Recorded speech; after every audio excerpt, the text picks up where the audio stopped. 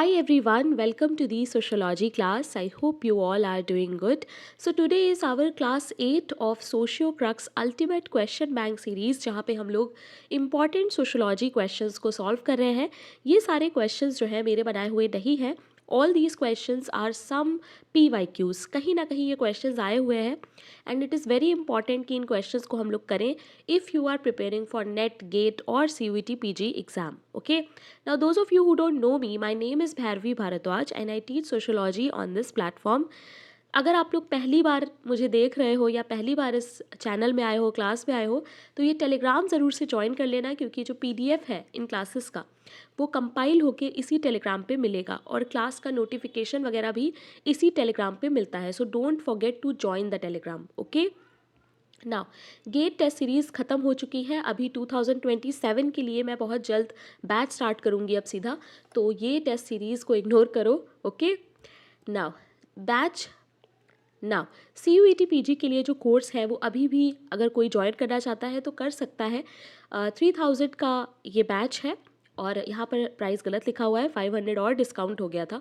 तो अगर तुम लोगों को ज्वाइन करना है तो तुम लोग कर सकते हो. सारी डिटेल्स जो है वो टेलीग्राम पे भी मिल जाएगी और डिस्क्रिप्शन पे भी मिल जाएगी. तो इफ़ ज्वाइन करना है तो कर लेना. बट एक चीज़ याद रखना कि PDFs जो है वो तुम लोगों को डाउनलोड करने का मौका नहीं मिलेगा यहाँ पे, तो प्रिंट नहीं करा पाओगे. ठीक है, ये चीज़ ध्यान रखना. मैं पहले से इसलिए बता देती हूँ सो दैट स्टूडेंट्स को बाद में प्रॉब्लम ना हो. अगर स्क्रीन पे पढ़ने की आदत है, स्क्रीन से पढ़ सकते हो तो ही बैच ज्वाइन करना, अदरवाइज कोई कंपलसरी नहीं है. विदाउट बैच ऑल्सो ये एग्ज़ाम क्वालिफाई किया जा सकता है. Now test series is also there. अगर ज्वाइन करना है तो ज्वाइन कर सकते हो. अच्छा, एक चीज़ और है, जिन लोगों ने टेस्ट सीरीज़ ऑलरेडी ज्वाइन की है गाइस, प्लीज़ मुझे मेरे पर्सनल टेलीग्राम पे मैसेज करो सो दैट मैं तुम लोगों को इसके ग्रुप में ऐड कर सकूँ. ठीक है, अपना ईमेल आईडी, अपना नाम या अपना फ़ोन नंबर जो भी तुम्हारा ऐप में रजिस्टर करते समय यूज़ हुआ है वो मुझे टेलीग्राम पे मैसेज करना, तो मैं तुम लोगों को ग्रुप पे ऐड कर दूँगी. ओके. तो स्टार्ट करते हैं. Question number 1, which of the following thinker is not considered in the category of founding fathers of sociology.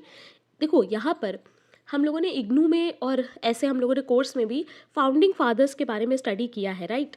अब यहाँ पर देखो क्वेश्चन क्या है कि कौन सा ऐसा थिंकर है जिसको हम लोग सोशोलॉजी के फाउंडिंग फादर्स से यू कैन से एलिमिनेट कर सकते हैं, क्योंकि जो कॉन्ट्रीब्यूशन है वो डायरेक्टली सोशोलॉजी में इनका नहीं है, बाकी सब्जेक्ट्स में है. तो हर्बर्ट स्पेंसर की अगर हम बात करें तो हर्बर्ट स्पेंसर का काफ़ी ज़्यादा चीज़ें ऐसी हैं जो सोशोलॉजी में हम पढ़ते हैं. ऑगस्ट कोन तो फादर ही हैं तो वो तो होंगे ही. कार्ल मार्क्स की भी थ्योरीज जो है वो सबसे ज़्यादा हम लोग सोशोलॉजी में ही पढ़ते हैं. नाउ विल्फ्रेडो परेटो एक ऐसे थिंकर हैं जो लेटर क्लासिकल थिंकर है. ये बहुत बाद में आए थे और इनकी जो ज़्यादातर चीज़ें हैं वो पॉलिटिकल साइंस वाले ज़्यादा पढ़ते हैं. और we can say if you are interested in political sociology तब भी आप इनको बहुत ज़्यादा पढ़ोगे. कुछ इंपॉर्टेंट टॉपिक्स जो हैं विल्फ्रेडो परेटो के वो हैं elite theory, circulation of elite, residue derivation, right. ये सब हम लोग पढ़ चुके हैं. So the correct answer here will be B. Now बहुत सारे स्टूडेंट्स इसमें कह सकते हैं कि मैम कार्ल मार्क्स, अब देखो कार्ल मार्क्स को तो हम लोग फाउंडिंग फादर्स में रखेंगे he is the most important. 5-6 thinker ऐसे हैं जिनको हम लोग एलिमिनेट ही नहीं कर सकते. स्पेंसर है, ऑगस्ट कोंत है, कार्ल मार्क्स, एमाइल दर्कहाइम, इसके अलावा मैक्स वेबर. ये 5 तो ऐसे हैं जो मोस्ट इंपॉर्टेंट हैं. इनके बिना तो सोशोलॉजी का बेस ही नहीं है, राइट. सो ये तो हम लोग पढ़ते ही हैं. बट विल्फ्रेडो परेटो एक ऐसे हैं जो यहाँ पे ऑड वन आउट हो सकते हैं. ओके. तो कभी कभी ना एग्जाम में ऐसा भी होगा कि इस तरह के क्वेश्चंस आएंगे और तुम लोगों को थोड़ा सा अपना दिमाग यूज़ करना पड़ेगा. सो प्लीज़ डरना मत और इसी तरीके से थोड़ा सा एक नंबर आगे सोच के और तब टिक करना. ठीक है. Now question number 2, who is the author of the book वैदिक इंडिया. वैदिक इंडिया के ऑथर कौन है. अच्छा, इस पूरी सीरीज़ में गाइज जितनी भी बुक्स पता चल रही हैं please make a separate note out of it, क्योंकि ये सारी बुक्स आ चुकी हैं तो दे आर वेरी इंपॉर्टेंट. तो वैदिक इंडिया किसकी बुक है. GS Ghurye, MN Srinivas, SC Dubey, DP Mukherjee. What will be the correct answer. The correct answer here is A. Please remember, GS Ghurye की बुक है. GS घूरे की सारी बुक्स आप लोगों को प्रिपेयर करनी है अच्छे से. Even MN Srinivas also. CUET PG के लिए तो ये दोनों थिंकर की बुक्स इंपॉर्टेंट है. SC दुबे, DP मुखर्जी की तो इतनी इंपॉर्टेंट नहीं है, but GS Ghurye, MN Srinivas, इसको आप इग्नोर नहीं कर सकते. Okay. Now question number 3, which one of the following is not a form of stratified sampling. इसमें से कौन सा है जो स्ट्रैटिफाइड सैम्पलिंग का पार्ट नहीं है. Convenience sampling, proportionate sampling, disproportionate sampling, weighted sampling. Stratified sampling कौन सी होती है? जो पहले डेटा को स्ट्रैटा में डिवाइड करती है। तो what will be the correct answer? The correct answer is A. Convenience sampling में क्या होता है कि हम लोग अपनी कन्वीनियंस के हिसाब से यूनिट्स को सेलेक्ट करते हैं जो भी हमें ईजी पड़ता है, ठीक है। सो ये एक नॉन प्रोबेबिलिटी सैम्पलिंग है और बाकी के तीनों क्या है? बाकी के तीनों प्रोबेबिलिटी सैम्पलिंग के पार्ट है।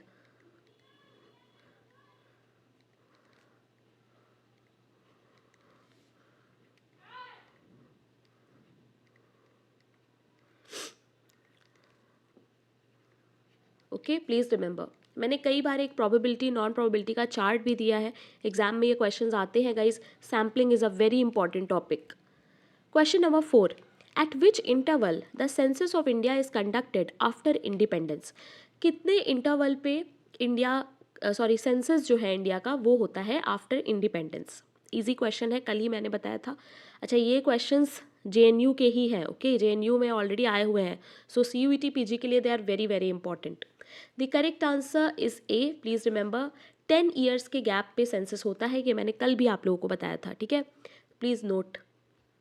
नाउ यहाँ पे बहुत सारी ऐसी चीज़ें हैं गाइस क्वेश्चंस के थ्रू जो तुम लोगों को पता चलेंगी, तो मेक श्योर दैट थोड़े से नोट्स बनाते रहो। रफ नोट्स ही बनाओगे अगर तो भी अच्छा है, ताकि वो चीज़ ना दिमाग में रहे। जब एग्जाम में क्वेश्चन देखोगे ना तो लिखा हुआ ज़्यादा याद आता है, ठीक है। तो इस चीज़ को फॉलो करो। बहुत सारे स्टूडेंट्स हैं, उन्हें समझ में नहीं आता है कि मैम इतनी सारी इन्फॉर्मेशन है कैसे याद रखें। तो please make use of pen and paper लिखना स्टार्ट करो। लिख के चीज़ें ज़्यादा बेटर तरीके से याद रहती हैं। और अगर इमीडिएटली नहीं याद होगा ना तो एग्जाम में क्वेश्चन देख के तुम्हें याद आ जाएगा, ऑप्शंस देख के तुम्हें रिकॉल हो जाएगा। ओके, नाउ क्वेश्चन नंबर 5 देखो। Who among the following argues in his book racism without racist that racism still exist in the West? यानी कि इसका मतलब क्या है? इसका मतलब है कि मॉडर्न रेसिज्म जो है वो कलर ब्लाइंड रेसिज्म है। कलर ब्लाइंड रेसिज्म मतलब कि इवन दो हम कहते हैं कि रेसिस्ट नहीं है, बट फिर भी ये चीज़ हमें बहुत ज़्यादा नॉर्मलाइज्ड पैटर्न में दिखती है। इसके बारे में किसने बात की है? एक फेमस बुक है। तो ये रेसिज्म विदाउट रेसिस्ट बुक किसकी है?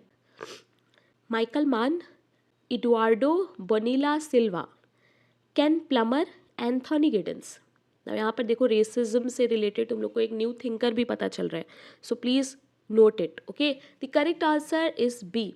सो एडुआर्डो बोनीला सिल्वा जो है वो इसके राइटर है और इन्होंने ही ये बात बोली है कि कैसे ये जो हमारी नॉर्मलाइज पैटर्न्स होते हैं, प्रैक्टिसेस होते हैं, जो रेशियल इनइक्वालिटी को रिप्रोड्यूस करते हैं और अंदर से हमें क्या दिखाते हैं कि रेसिस्ट इंटेंट नहीं है, डिनाई भी करते हैं, बट हमें ये चीज़ें सोसाइटी में नॉर्मलाइज्ड वे में दिखाई भी देती है, ठीक है। सो इस बारे में बात इन्होंने अपनी बुक में की है। बुक का नाम है रेसिज्म विदाउट रेसिस्ट, ठीक है, please remember.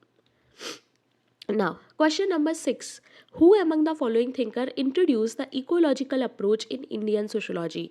Ecological approach Indian sociology में हम लोग किस थिंकर के साथ एसोसिएट कर सकते हैं? जीएस घूरे, मैकिम Marriott, Radha Kamal Mukherjee, Yogendra Singh. Easy question है, ऑलरेडी मैंने ये बैच में भी पढ़ाया है। आई होप सब लोग चैट में आंसर दे रहे होंगे। The correct answer is C. Radha Kamal Mukherjee को हम लोग इकोलॉजिकल अप्रोच के साथ अटैच करते हैं इंडियन सोशोलॉजी के कॉन्टेक्स्ट में, ठीक है। Now it is your homework to tell me in the comment section कि अगर इंडियन सोशोलॉजी नहीं है तो फिर इकोलॉजिकल अप्रोच में हम लोग किसको पढ़ते हैं? कुछ थिंकर्स जिनके नाम आप मुझे कमेंट में बताइएगा, ठीक है। एक चीज़ और है कि ये इकोलॉजिकल अप्रोच है क्या? तो सोसाइटी और कल्चर और नेचुरल एनवायरनमेंट इन सब के बीच का जब हम इंटर रिलेशनशिप देखते हैं तो उसको हम लोग इकोलॉजिकल अप्रोच कहते हैं, ठीक है। तो ये चीज़ याद रखना। Now question number 7.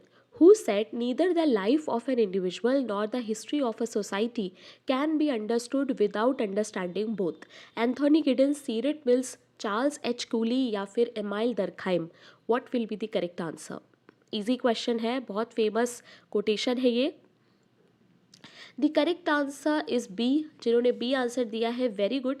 सीरेट मिल्स का जो इम्पोर्टेंट बुक है आपको वो भी मुझे बताना है विद द पब्लिशिंग ईयर, कि वो बुक पब्लिश कब हुई थी, ये भी बताना है। तो सब लोग मुझे चैट पे आई होप आंसर दे रहे होंगे। जिन्होंने सही आंसर दिया है वेरी गुड। दी सोशोलॉजिकल इमेजिनेशन सबसे पहले जब हम सोशोलॉजी पढ़ते हैं ना, तो सबसे पहले हम यही टॉपिक पढ़ते हैं, द सोशोलॉजिकल इमेजिनेशन। और ये बुक आई थी 1959 में। Okay, please note it down, very important book. Now question number 8 देखो, मैच द फॉलोइंग है और मैच करना है। कोड्स देखो and tell me in the chat what is the correct answer. Global village, hegemonic masculinity, culture of poverty, network society. What will be the correct answer? The correct answer, सब लोग chat में I hope answer दे रहे हैं। The correct answer is B. जिन्होंने B answer दिया है, very good. Global village के बारे में बात करते हैं Marshall McLuhan. Hegemonic masculinity is given by R.W. Connell. Culture of poverty is by Oscar Lewis and network society is by Manuel Castells. Now जिन लोगों ने कोर्स ज्वाइन किया है, आप लोग देख सकते हो, ग्लोबल विलेज है, कल्चर ऑफ पॉवर्टी है, नेटवर्क सोसाइटी, ये दो तो मैंने क्लास में ही करवाए हैं, राइट। सो अगर दो भी सही आते हैं, सी का सेकेंड, डी का थर्ड, तो देखो सी का सेकेंड और डी का थर्ड एक में ही है। अगर दो भी आते हैं ना, तो भी तुम लोग इस तरह के क्वेश्चंस को कर सकते हो। तो यहाँ पर सब कुछ पढ़ना ज़रूरी नहीं है, बट कुछ चीज़ें हैं जो तुम्हें पता होनी चाहिए। ज़्यादा से ज़्यादा अगर पता होगा तो ऐसे एलिमिनेट करके क्वेश्चंस को सॉल्व कर लोगे। ओके, क्योंकि मैंने देखा है बहुत सारे स्टूडेंट्स कंफ्यूज रहते हैं कि मैम इतनी सारी बुक्स है कैसे पढ़े, इतना सारा कॉन्सेप्ट है कैसे पढ़े। तो यही एक ट्रिक है कि जितनी ज़्यादा चीज़ें तुम्हें पता होगी, एलिमिनेट करके तुम लोग एग्जाम में कर पाओगे।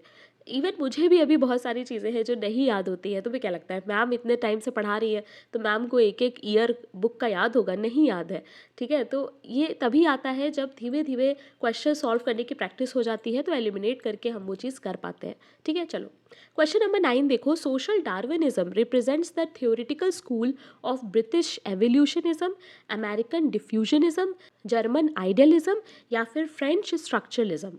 सोशल डार्विनिज्म किस थ्योरेटिकल स्कूल के साथ यू कैन से एसोसिएटेड है या रिप्रेजेंट करता है?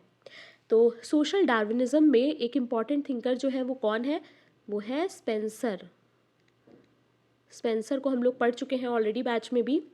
दिस स्कूल आर्ग्यूज व्हाट, ये भी आपको मुझे बताना है।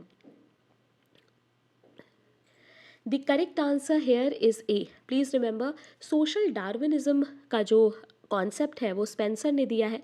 इन्होंने एक्चुअली जो आइडियाज़ हैं वो बायोलॉजिकल एवोल्यूशन से लिए हैं, ठीक है, और इन्होंने वही सोसाइटी पे अप्लाई किए हैं। So British evolutionism is the school जिसको स्पेंसर बिलोंग करते हैं, ठीक है। अमेरिकन डिफ्यूजनिज्म किसकी बात करता है? स्प्रेड ऑफ कल्चरल ट्रेड्स की, कि कैसे कल्चरल ट्रेड्स जो हैं वो स्प्रेड हुए हैं। German idealism we all know, Hegel and Kant इससे एसोसिएटेड है। फ्रेंच स्ट्रक्चरलिज्म में हम लोग बात करते हैं कि कैसे लैंग्वेज और कल्चर जो है वो इम्पॉर्टेंट है या स्ट्रक्चर में वो क्या रोल प्ले करता है, that is French structuralism. Okay, please remember. Now question number 10 देखो, who are the following associated with civilization perspective. Now मैंने आप लोगों को जब पढ़ाया था ये टॉपिक इंडियन पर्सपेक्टिव वाला, तो वहाँ पर मैंने स्टार्टिंग में ही एक चार्ट बना के दिया था। I hope you guys remember, if you don't know, जिन्होंने बैच ज्वाइन किया है प्लीज़ उस क्लास में जाके देखो। वो चार्ट में ही जितने भी इम्पॉर्टेंट थिंकर हैं वो मैंने वहाँ पे मेंशन किए हैं। देखो इस तरह के क्वेश्चन इन्हीं सब चीज़ों से सॉल्व हो सकते हैं। अब सिविलाइजेशन पर्सपेक्टिव में कौन कौन आएगा? ऑप्शंस देखो, ए एंड सी, यानी B.R. अम्बेडकर और N.K. Bose. Then A and B, यानी कि B.R. अम्बेडकर और अनाजीत गुहा। सो सबसे इम्पॉर्टेंट चीज़ यहाँ पे ये है कि B.R. अम्बेडकर तो है ही नहीं ऑप्शन, क्योंकि सिविलाइजेशन पर्सपेक्टिव में नहीं आएंगे, वो सबल्टन में आते हैं, ठीक है। सो बी भी नहीं होगा क्योंकि ये भी सबल्टन वाले हैं।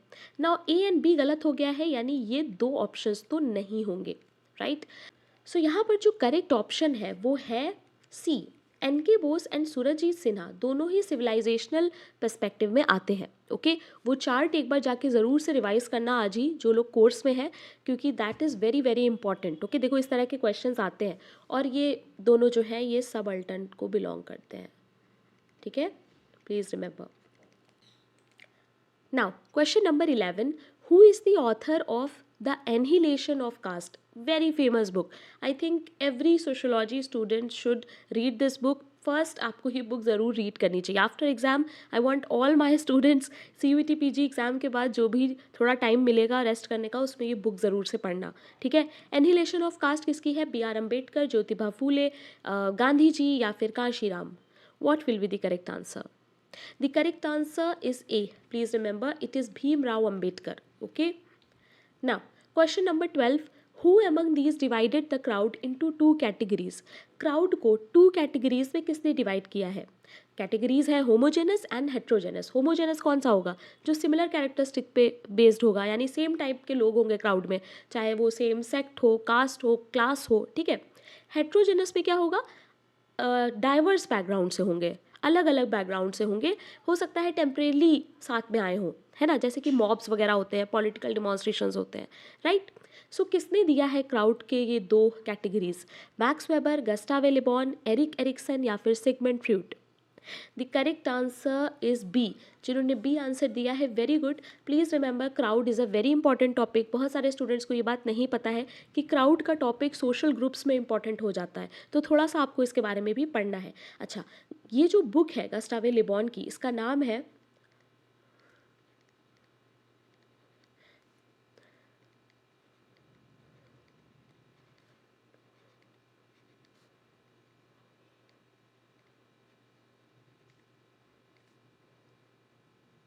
Please remember, the crowd a study of popular mind, 1895 की ये बुक है, ठीक है। ये बुक में ही इन्होंने ये दो टाइप्स ऑफ इम्पॉर्टेंट क्राउड्स हमें बताए हैं, okay. Now question number 13, which of the following is are true? इसमें से कौन सा स्टेटमेंट है जो ट्रू है, गलत नहीं, सही है, तो बताओ कौन सा होगा। सब लोग मुझे चैट में आंसर दो। स्नोबॉल सैम्पलिंग जो है वो एक नॉन प्रोबेबिलिटी सैम्पल है, कोटा सैम्पलिंग एक प्रोबेबिलिटी सैम्पल है, पर्पसिव सैम्पलिंग एक नॉन प्रोबेबिलिटी है, और क्लस्टर एक प्रोबेबिलिटी है। अब देखो यहाँ पे बहुत सारा कन्फ्यूजन होगा, बट मैंने बोला जो वो प्रोबेबिलिटी और नॉन प्रोबेबिलिटी का चार्ट है उसको अगर ध्यान में रखोगे, याद रखोगे, तो इस तरह के बहुत सारे क्वेश्चंस हैं जो सॉल्व हो जाएंगे। और उसको याद रखने की कोई ना कोई ट्रिक मैं अब बनाऊंगी, तो मैं तुम लोगों को नेक्स्ट क्लासेस में बताऊंगी, ठीक है। या अभी देखते हैं अगर किस तरह से हम लोग बना पाते हैं। तो स्नोबॉल सैम्पलिंग क्या नॉन प्रोबेबिलिटी सैम्पलिंग है? तो ये स्टेटमेंट बिल्कुल सही है, स्नोबॉल एक नॉन प्रोबेबिलिटी सैम्पलिंग है। कोटा सैम्पलिंग भी एक नॉन प्रोबेबिलिटी सैम्पलिंग है, तो बी स्टेटमेंट हमारा गलत हो जाएगा, यानी कि ये वाला और ये वाला ऑप्शन गया ना। पर्पसिव सैम्पलिंग एक नॉन प्रोबेबिलिटी सैम्पलिंग है, तो यस बिल्कुल सही है ना। क्लस्टर सैम्पलिंग एक प्रोबेबिलिटी सैम्पलिंग है, तो ये भी सही है। सो सी और डी जो है वो हमारे सही ऑप्शन है, hence B is your correct answer, okay. अच्छा, ये चीज़ याद रखना, प्रोबेबिलिटी सैम्पलिंग में मैं यहाँ पे ऐसे लिख देती हूँ, ठीक है, ये प्रोबेबिलिटी वाले हैं और ये नॉन प्रोबेबिलिटी वाले हैं, ठीक है। तो प्रोबेबिलिटी में जल्दी जल्दी बताओ क्या क्या आएगा। Random sampling, systematic, simple random और cluster, stratified, area sampling, multi stage, ये सारे ही क्या है? प्रोबेबिलिटी सैम्पलिंग है। नॉन प्रोबेबिलिटी में क्या क्या आता है? जजमेंटल, इसके अलावा कन्वीनियंस सैम्पलिंग, स्नोबॉल जो हम लोगों ने अभी देखा, एक पैनल सैम्पलिंग भी आता है, कोटा सैम्पलिंग भी आता है, ठीक है। तो ये सारे होते हैं नॉन प्रोबेबिलिटी वाले सैम्पलिंग, ठीक है। तो ये चीज़ याद रखना, एग्जाम में कई क्वेश्चंस हैं जो इसमें से बनते हैं। Now question number 14, given below are two statements, one is labelled as assertion, second is reason. तो असर्शन और रीजन देखो, अच्छा असर्शन रीजन जब भी आएगा तो रीजन के पहले हमने क्या लिखना है? बिकॉज, ठीक है। इमेजिनेशन में तुमको यहाँ पे बिकॉज रखना है। देखो, the enumeration of all people of a country is done through census, because the enumeration through census is easy as it is sample survey। तो ऑप्शंस पे जाओ। सबसे पहले तो ये देखो कि ये दोनों स्टेटमेंट क्या सही है या ये दोनों स्टेटमेंट्स गलत है। सब लोग मुझे चैट में आई होप आंसर दे रहे होंगे। The correct answer is C. देखो, enumeration of all people of country is done through census, ये स्टेटमेंट बिल्कुल सही है, क्योंकि सेंसस में सारे लोग आ जाते हैं कंट्री के, ठीक है, कोई भी उसमें बचता नहीं है। Because enumeration through census is easy, तो ये तो गलत हो जाएगा। ये इजी नहीं है, ना ही हम लोग इसमें सैम्पल सर्वे करते हैं, हम लोग तो सबको सेलेक्ट कर लेते हैं ना। सेंसस में हम लोग कंप्लीट एन्यूमरेशन करते हैं, यानी कोई भी सैम्पल सर्वे इसमें नहीं होता है। और सैम्पल क्या होता है, जब हम लोग कुछ लोगों को सेलेक्ट करते हैं, ठीक है। तो ये एक्चुअली में जब सब सेलेक्ट हो रहे हैं तो ये क्या हो जाएगा, ये हो जाएगा कॉम्प्लेक्स, ना कि ईजी, ठीक है। और बहुत ज़्यादा टाइम कंज्यूमिंग ये भी है। सेंसस में काफ़ी ज़्यादा देखो टाइम लगता है, इसीलिए 10 साल में एक बार सेंसस होता है, राइट। सो यहाँ पर the correct answer will be C. पहला स्टेटमेंट सही है, दूसरा स्टेटमेंट ही गलत है, तो ऊपर के रिलेशन वाले हमें देखने ही नहीं है। इसीलिए सबसे पहले तुम लोगों को ये करना होता है असर्शन रीजन में बिकॉज लगाने के बाद देखो कि दोनों स्टेटमेंट सही है कि नहीं। ओके, तो हिंदी वाले भी देख लो, the correct answer will be C.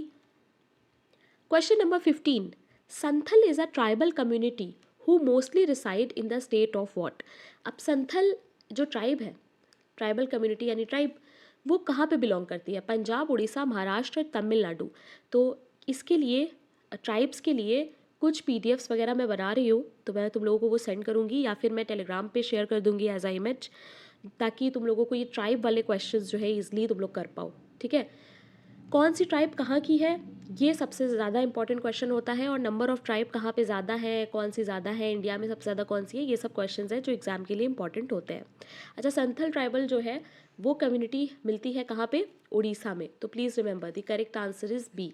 Okay, now अब ये क्वेश्चन देखो, क्वेश्चन नंबर 16, इसको रीड करो, I am giving you some time and then you guys tell me the correct answer.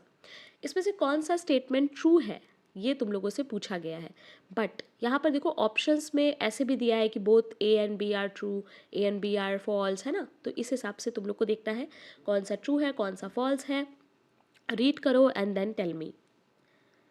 A social relationship will be called communal if and so far as the orientation of social action, whether in the individual case, on the average, or in the pure type, is based on subjective feeling of the parties, whether effectual or traditional, that they belong together. Then a social relationship will be called associative if and in so far as the orientation of social action within it rests on a rationally motivated adjustment of interest. अब यहाँ पे बहुत ध्यान से keywords को पढ़ो। Subjective feeling of parties whether effectual or traditional, associative में क्या आ रहा है, rationally motivated adjustment of interest or a similar motivated agreement, whether the basis of rational judgment be absolute or reason of expediency. This question is actually associated with Max Weber. Social action तुम लोगों को दिख ही रहा होगा, right? So actually communal में बात हो रही है subjective feeling of belonging together की। दो तरह के एक्शंस जो इसमें आएंगे वेबर के, वो कौन से होंगे, affective and traditional action, right. और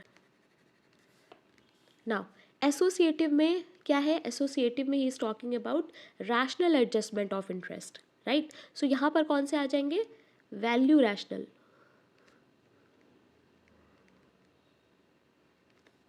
राइट। सो दोनों ही जो स्टेटमेंट्स हैं गाइस वो सही है। Okay, both statements are true. सबसे पहले तो ये समझो, वैल्यू रैशनल और दूसरा कौन सा था, इंस्ट्रूमेंटल रैशनल।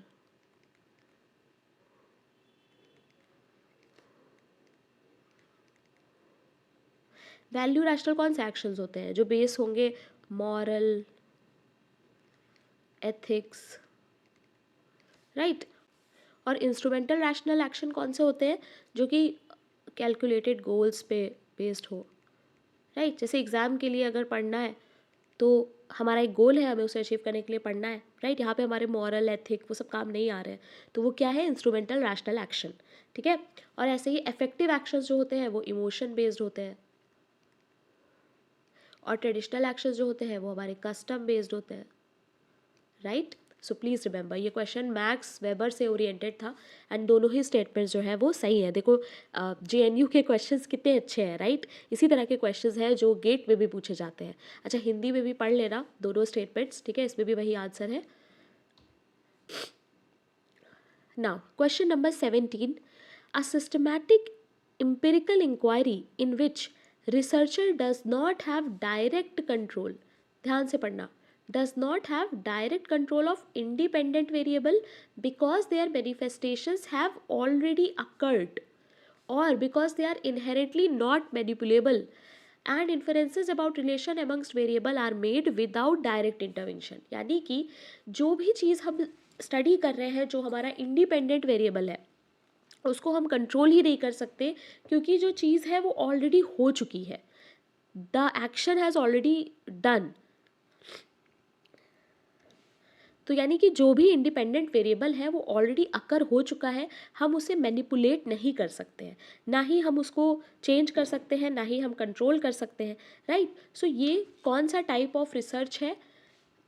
ग्राउंडेड थ्योरी है, एक्सपेरिमेंटल रिसर्च है, केस स्टडी है, एक्स पोस्ट फैक्टो रिसर्च है। Please remember guys, it is x post facto research. X post facto research मतलब कि जो भी इवेंट है वो ऑलरेडी हो चुका है, ठीक है।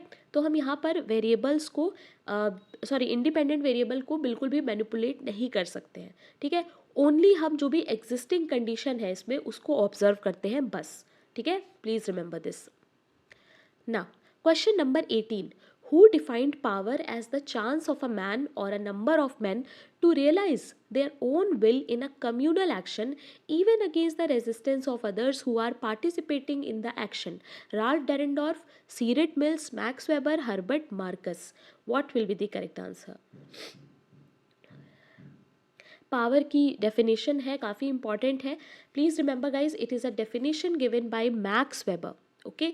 और इनकी जो फेमस बुक है, we all know, economy and society, बहुत इंपॉर्टेंट टेक्स्ट है ये। इसी में इन्होंने ये डेफिनेशन जो है वो दी है। 1922 में ये बुक पब्लिश हुई थी, okay. Now, question number 19. According to Census of India 2011, which of the state has highest proportion of SC population to its total population? अगर हम 2011 के सेंसस के हिसाब से देखें तो ऐसी कौन सी स्टेट है जिसका SC पॉपुलेशन जो है वो हाईएस्ट है in proportion to its total population, यानी टोटल पॉपुलेशन के प्रपोर्शन में हाईएस्ट है? हरियाणा, उत्तर प्रदेश, पंजाब, राजस्थान। SC पूछा गया है, please note. What will be the correct answer? The correct answer here is C. Please note guys, it is C. Total proportion, sorry, highest SC proportion पूछेगा तो पंजाब, और अगर नंबर्स में पूछेगा तो यूपी, ठीक है। ये चीज़ ध्यान रखना, ओके। और अगर total SC according to census पूछा जाए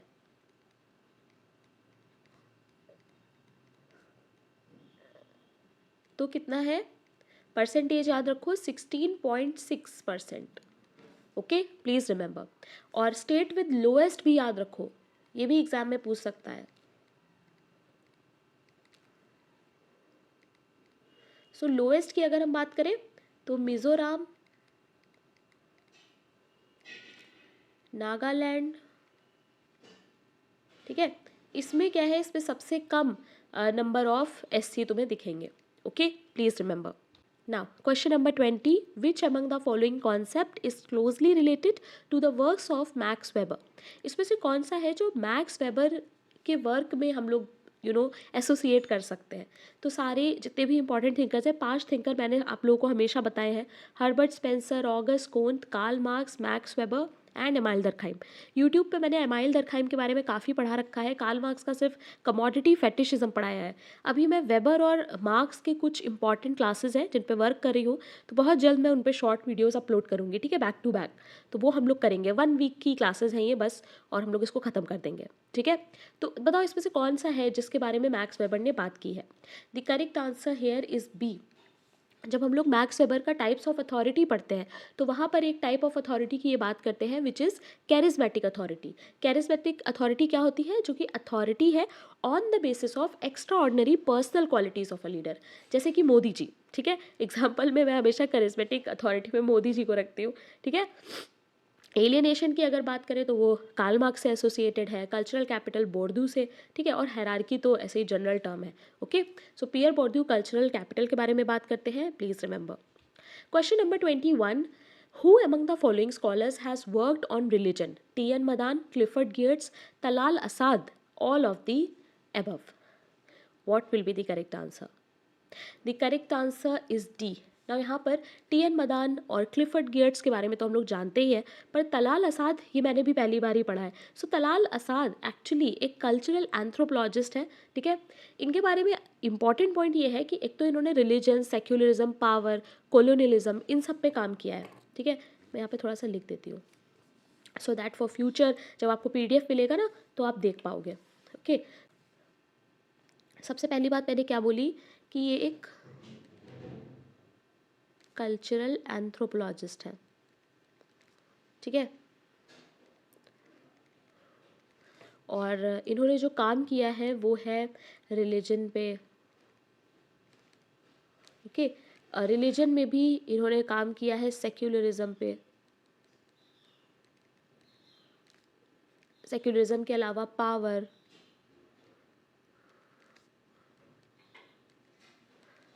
कोलोनियलिज्म, इन सब पे इन्होंने वर्क किया है, ठीक है। अच्छा, इम्पॉर्टेंट पॉइंट इसमें जानने के लिए ये है कि इनका जो PhD है जो कि इन्होंने ऑक्सफोर्ड से किया है, ठीक है, ऑक्सफोर्ड से किया है, और ये इन्होंने करा है इवांस प्रिचार्ड के under. That is why he is important, क्योंकि इवांस प्रिचार्ड हमारे लिए इम्पॉर्टेंट थिंकर है, ठीक है। सो ये चीज़ याद रखना, okay. Now, question number 22. Which level of measurement represents the categorization of sex into male and female? इसमें से कौन सा लेवल ऑफ मेजरमेंट है जिसमें हम लोग मेल और फीमेल का कैटेगराइजेशन को रिप्रेजेंट कर सकते हैं? Nominal, interval, ordinal, ratio. Categories की बात किस में होती है? द करेक्ट आंसर इज ए। जब भी हम कोई क्लासिफिकेशन करते हैं कैटेगरीज में, कि कोई रैंकिंग नहीं होती, कोई ऑर्डर नहीं होता है, तो वो नॉमिनल होता है, ओके, प्लीज़ रिमेंबर। और जब रैंकिंग होगी जैसे हाई, मीडियम, लो, तो वो हो जाएगा ऑर्डिनल, ठीक है। तो ऑर्डिनल में हमेशा रैंकिंग होती है, प्लीज़ रिमेंबर, जैसे कि high, medium, low, okay. Now, question number 23. National Sample Survey Organization is under which Ministry of Government of India? National Sample Survey किस में आएगा? Ministry of Home Affairs, Ministry of Statistics and Program Implementation, Ministry of Finance या फिर Ministry of Commerce and Industry? What will be the correct answer? The correct answer here is B. जिन्होंने B answer दिया है, very good. देखो, एक चीज़ और याद रखना कि ये जो NSSO है ना, अब ये मर्ज हो गया है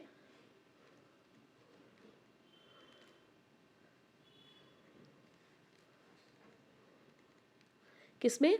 NSO में, नेशनल स्टैटिस्टिकल ऑफिस, और ये भी आता इसी में है, स्टैटिस्टिक्स एंड प्रोग्राम इम्प्लीमेंटेशन की मिनिस्ट्री में, ठीक है। बट NSSO अब मर्ज होके NSO हो गया है, ये फैक्ट याद रखना, okay. Now, question number 24, again census question. According to Census of India 2011, which among the four state has highest sex ratio? इसमें से कौन सा है जिसका सेक्स रेशियो हाईएस्ट है? आंध्र प्रदेश, कर्नाटका, मध्य प्रदेश, छत्तीसगढ़।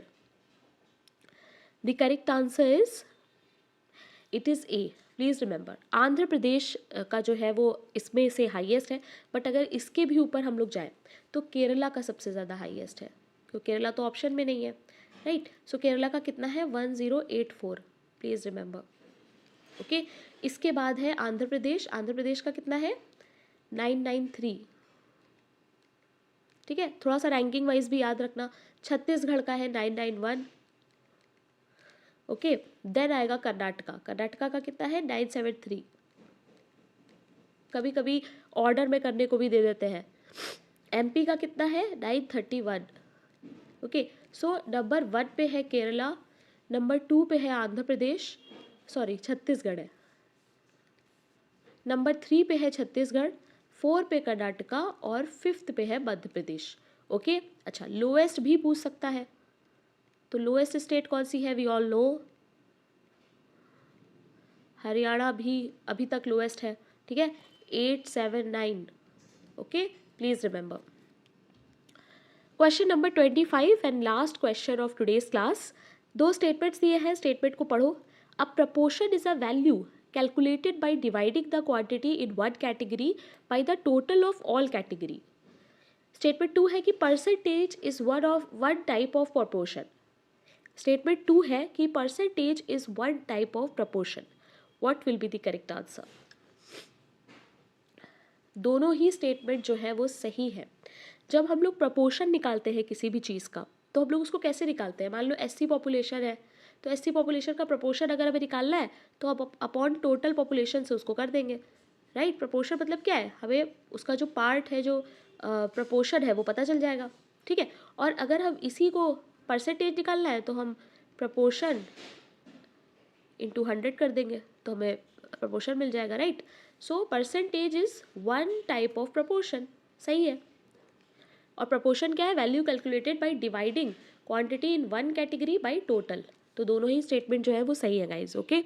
सो 25 questions we have done today also. Let me know in the comment section how much is your score. 25 में से आपका क्या स्कोर आया है? Please tell me in the comment section. And those of you who are watching me for the first time, don't forget to subscribe if you are a sociology student. And classes अभी regular होने वाले हैं, तो please Telegram ज़रूर से join कर लो।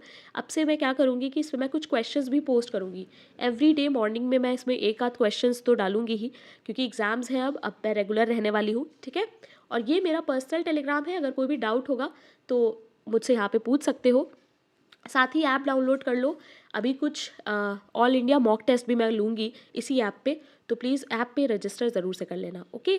Thank you very much guys, keep learning. कल मिलते हैं, बाय बाय।